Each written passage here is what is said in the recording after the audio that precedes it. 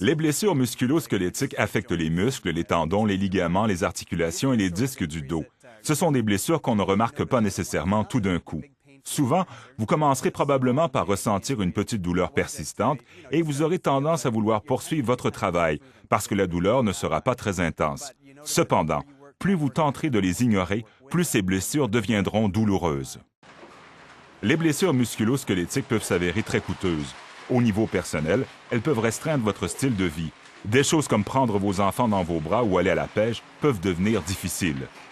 Au niveau financier, pour une entreprise, ces blessures peuvent coûter cher en indemnité.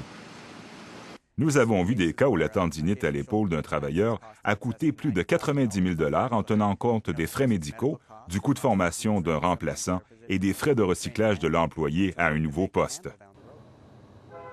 Au niveau de la prévention, il faut tenir compte de 3 principaux éléments. Tout d'abord, les mesures d'ingénierie.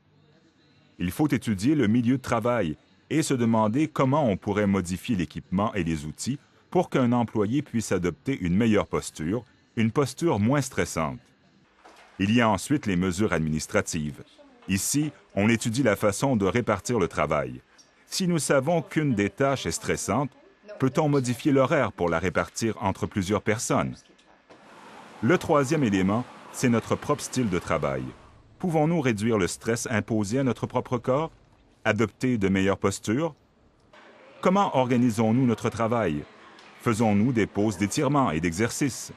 Avant le travail, on pourrait peut-être effectuer un petit exercice d'étirement de routine pour assouplir le corps et le préparer à l'effort. Et tout au long de la journée, faire quelques pauses d'étirement avant de commencer à ressentir une douleur ou la fatigue. Les tendons du jarret sont un bon groupe de muscles à étirer et garder flexibles. Une des meilleures façons de les étirer est de poser le pied sur un objet bas, pas trop haut. Ensuite, plutôt que de vous pencher en avant, tenez-vous bien droit et cambrez un peu le bas de votre dos.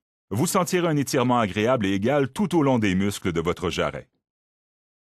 Un excellent exercice d'étirement pour le bas du dos, spécialement si vous devez travailler un certain temps penché vers l'avant, consiste à vous tenir debout en écartant vos pieds environ au niveau de vos épaules.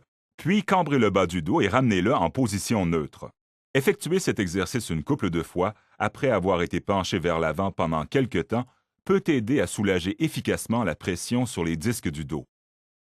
Après avoir beaucoup travaillé avec le haut du corps, vos épaules peuvent éprouver une tension importante. Un bon exercice d'étirement consiste à baisser une épaule et à pencher la tête de l'autre côté. C'est efficace pour dissiper la tension entre les épaules et dans le haut du corps. Si vous remarquez que vous commencez à éprouver une douleur persistante ou un malaise autour d'une articulation, il est important de prévenir quelqu'un et d'y voir sans tarder. Vous pouvez consulter votre médecin de famille, un chiropraticien, un physiothérapeute, un kinésiologue. Tous ces gens peuvent vous aider à traiter ce genre de blessure. Disons qu'en général, vous voudrez éviter tout mouvement qui puisse aggraver votre blessure. Autant que possible, ne forcez pas l'articulation blessée. Si la douleur devient vraiment vive, un peu de glace sur la région affectée va aider à réduire l'inflammation. Vous pouvez aussi effectuer de légers étirements pour que le muscle s'habitue de nouveau au sens où doit s'exercer la tension. Ces exercices peuvent faciliter la guérison et vous aider à conserver votre mobilité.